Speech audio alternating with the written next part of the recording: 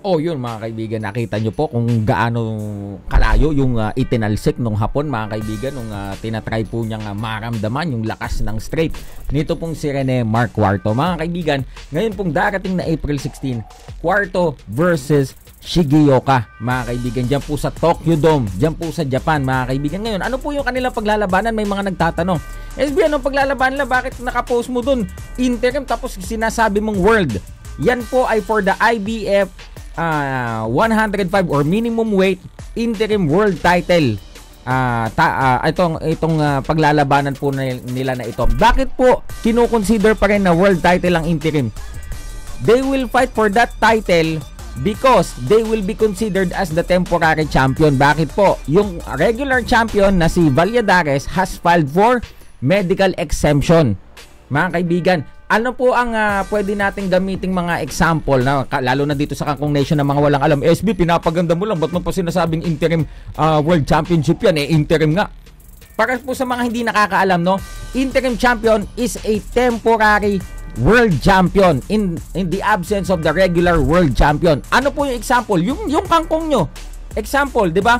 Noong pong naka-medical leave si Zulani Tete, yung dapat kakalabanin niya si Donaire, nagkaroon siya ng injury.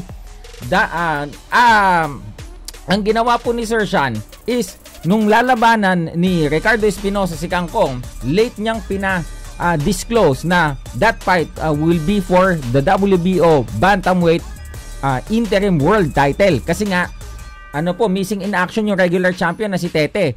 So maraming rason kung bakit ginawa yun, para hindi na mag-react yung mga nasa dapat sunod na sa ranking, kasi wala naman sa ranking yung Kangkong 'di ba? Malakas lang talaga si Sir Sean, pinalaban siya agad for the interim world title. And dinipensa niya pa yung interim world title na yan dito sa Manila against Ramirez.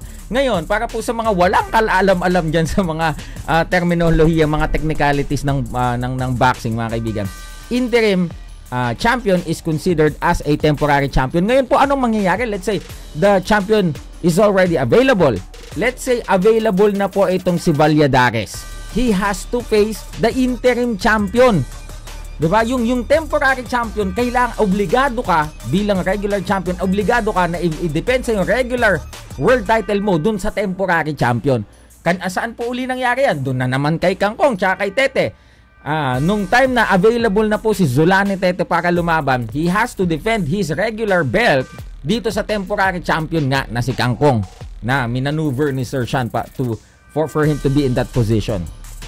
So sa mga nagtatanong na walang alam yun na po mga kaibigan. Ano po ang interim? Ano ba yan? Minor title yan? Regional belt ba yan? Ano yan? So sa mga nasa mundo po ng boxing, that is very important, yung belt na paglalabanan na yan. Bakit? Para bagang ang katumbas po niyan is magiging mandatory challenger ka, pero ang kagandahan niyan, magiging temporary world champion ka. So technically, that's how they consider that kind of belt mga kaibigan, yung interim.